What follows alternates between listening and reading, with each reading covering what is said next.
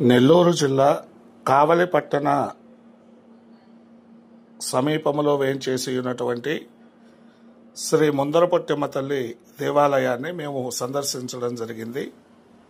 వారాహి నవరాత్రులలో భాగంగా ఏదో ఒక గ్రామ దేవతను అమ్మవారిని దర్శించుకోవాలి అనేటటువంటి ఉద్దేశంతో, అలాగే అమ్మవారికి ప్రీతికరమైనటువంటి తామర పూలను తీసుకుని వచ్చి అమ్మవారికి పూజ చేయాలి అనేటటువంటి ఉద్దేశంతో మేము ఈ దేవాలయాన్ని దర్శనం చేసుకున్నాము. కావలి పట్టణానికి సుమారుగా 15 కిలోమీటర్ల దూరంలో ఉన్నటువంటి అన్నగారిపాలెం వెళ్ళేటటువంటి దారిలో ఈ ముందరపొట్టమ్మ తల్లి దేవాలయం ఉంటుంది. ఆ పరిసర ప్రాంత ప్రజలందరికీ కూడా ఇలవేల్పుగా కోరిన కోరికలు తీర్చేటటువంటి కల్పవల్లిగా ఈ అమ్మవారిని కొలుస్తూ ఉంటారు. ఈ దేవాలయం ప్రతిరోజు కూడా ఉదయాన్నే 7 గంటల నుండి 9 గంటల వరకు దర్శన వేళలు ఉంటాయి. అలాగే ఈ దేవాలయాన్ని ఈ మధ్య కాలంలో చాలా వైభవంగా పునర్నిర్మాణం చేయడం జరిగింది. ఈ దేవాలయ ప్రాంగణంలో ముందరపొట్టమ్మ తల్లి ప్రధాన దేవాలయంగా, అలాగే గంగా భవానీ అమ్మవారు గంగమ్మ తల్లి దేవాలయం కూడా ఈ పరిసర ప్రాంతంలోనే ఉంటుంది. ఈ దేవాలయ ప్రాంగణంలో భక్తులు పొంగళ్ళు పెట్టుకునేటటువంటి దానికి అవసరమైనటువంటి షెడ్డు ఏర్పాటు, అలాగే షాపులు పెట్టుకునేటటువంటి దానికి షాపులు, వెనుక వైపున అనేక దేవాలయ నిర్మాణాలు అత్యంత వైభవంగా ఉన్నాయి. అమ్మవారికి ఎవరైనా పొంగలు పెట్టుకోవాలన్నా, అక్కడే ఏదైనా ఫంక్షన్స్ చేసుకోవాలన్నా, బంధుమిత్రులు వచ్చి కూర్చొని చక్కగా భోజనాలు చేయాలన్నా, అక్కడ వంట వండుకునేదానికి హైరేట్స్, కుర్చీలు, బల్లలు, పొయ్యిలు ఇవన్నీ కూడా అక్కడే ఏర్పాట్లు కూడా చక్కగా ఉన్నాయి.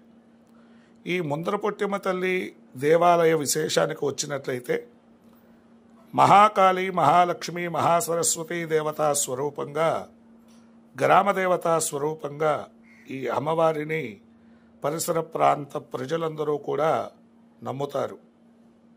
అంతేకాకుండా ఈ అమ్మవారు పూర్వంలో అయితే మా చిన్న వయసులో ఉన్నప్పుడు మేము వెళ్ళినప్పుడు ఈ అమ్మవారి దేవాలయానికి వెళ్ళాలంటే మధ్యలో ఒక వాగు ప్రవహిస్తూ ఉండేది. ఆ వాగులో కుండా తడుస్తూనే అమ్మవారి దగ్గరికి వెళ్ళడం, అమ్మవారిని దర్శించుకోవడం, అమ్మవారిని పూజించుకోవడం జరుగుతూ ఉండేది. గతంలో విశేషంగా బలిహరణలు, అమ్మవారికి కోళ్ళు, మేకలు ఇవన్నీ కూడా బలిహరణ చేస్తూ ఉండేటటువంటి వాళ్ళు. ఈనాటికి కూడా అవి కొంచెం జరుగుతూనే ఉన్నాయి. ప్రభుత్వం యొక్క సహకారంతో, భక్తుల యొక్క సహాయ సహకారములతో ఆ వాగును మధ్యలో దారి ఏర్పాటు చేసి, అలాగే ముఖద్వారమును ఏర్పాటు చేసి అమ్మవారి దేవాలయాన్ని అతి సుందర రూపములో ప్రతిష్ఠ చేయడం జరిగింది. చుట్టూ ప్రహరీలో అనేకమైనటువంటి దేవతా విగ్రహాలు దేదీప్యమానముగా విరాజిల్లుతూ ఉంటాయి. గ్రామీణో గ్రామ రక్షణార్థం అర్చయేత్ గ్రామదేవత అని శాస్త్రం చెబుతుంది. ఒక గ్రామం బాగుండాలంటే, ఒక గ్రామం అభివృద్ధి పదంలో నడవాలంటే, పాడి పంటల అభివృద్ధి జరగాలంటే గ్రామదేవతలకు విశేషమైనటువంటి పూజా కైంకర్యములు జరిగినప్పుడు ఆ గ్రామము సుభిక్షంగా ఉంటుంది అని పెద్దలు చెబుతారు.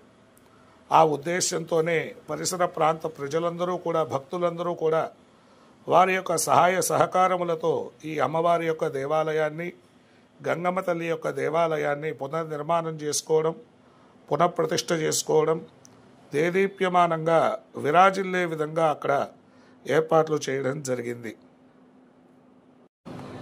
పూర్వంలో సాయంకాలం 5 దాటితే ఆ ప్రాంతములలో ఎవరూ నివసించేటటువంటి వారు కాదు.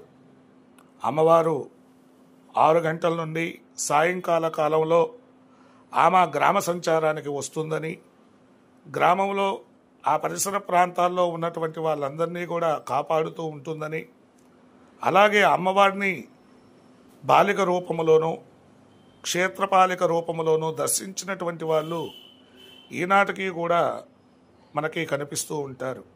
అమ్మవారు శక్తి సంపన్నురాలు.